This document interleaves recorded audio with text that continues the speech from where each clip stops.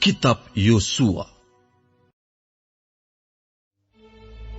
Yosua bangun pagi-pagi, lalu ia dan semua orang Israel berangkat dari Sitim, dan sampailah mereka ke sungai Yordan. Maka bermalamlah mereka di sana sebelum menyeberang. Setelah lewat 3 hari, para pengatur pasukan menjalani seluruh perkemahan dan memberi perintah kepada bangsa itu. Katanya, segera sesudah kamu melihat tabut perjanjian Tuhan Allahmu yang diangkat para imam yang memang suku Lewi, maka kamu harus juga berangkat dari tempatmu dan mengikutinya. Hanya antara kamu dan tabut itu harus ada jarak kira-kira 2000 hasta panjangnya. Janganlah mendekatinya. Maksudnya, supaya kamu mengetahui jalan yang harus kamu tempuh, sebab jalan itu belum pernah kamu lalui dahulu. Berkatalah Yosua kepada bangsa itu, kuduskanlah dirimu, sebab besok Tuhan akan melakukan perbuatan yang ajaib di antara kamu. Dan kepada para imam itu Yosua berkata, demikian. Angkatlah tabut perjanjian dan menyeberanglah di depan bangsa itu. Maka mereka mengangkat tabut perjanjian dan berjalan di depan bangsa itu. Dan Tuhan berfirman kepada Yosua, pada hari inilah aku mulai membesarkan namamu di mata seluruh orang Israel, supaya mereka tahu bahwa seperti dahulu aku menyertai Musa, demikianlah aku akan menyertai engkau. Maka kau perintahkanlah kepada para imam pengangkat tabut perjanjian itu demikian. Setelah kamu sampai ke tepi air sungai Yordan, haruslah kamu tetap berdiri di sungai Yordan itu.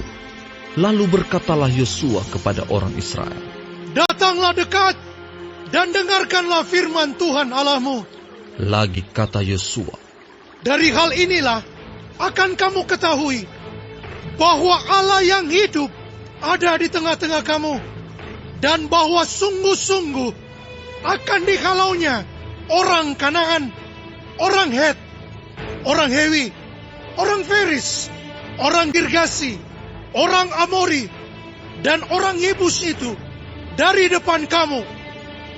Sesungguhnya tabut perjanjian Tuhan semesta bumi berjalan menyeberang di depan kamu, masuk ke sungai Yordan.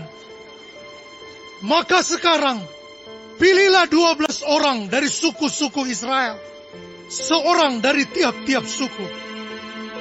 Segera sesudah kaki para imam pengangkat tabut Tuhan, Tuhan semesta bumi, berhenti di dalam air sungai Yordan, maka air sungai Yordan itu akan terputus.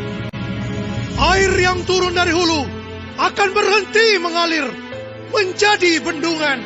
Ketika bangsa itu berangkat dari tempat perkemahan mereka untuk menyeberangi sungai Yordan, para imam pengangkat tabut perjanjian itu berjalan di depan bangsa itu.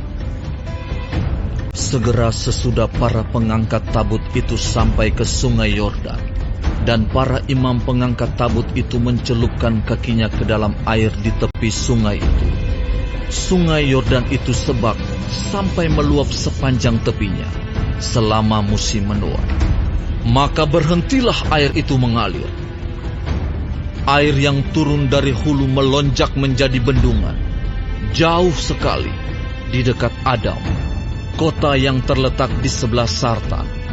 Sedang air yang turun ke laut Araba itu, yakni laut Asin, terputus sama sekali. Lalu menyeberanglah bangsa itu di tentangan Yeriko. Tetapi para imam pengangkat tabut perjanjian Tuhan itu tetap berdiri di tanah yang kering, di tengah-tengah sungai Yordan. Sedang seluruh bangsa Israel menyeberang di tanah yang kering, sampai seluruh bangsa itu selesai menyeberangi sungai Yordan.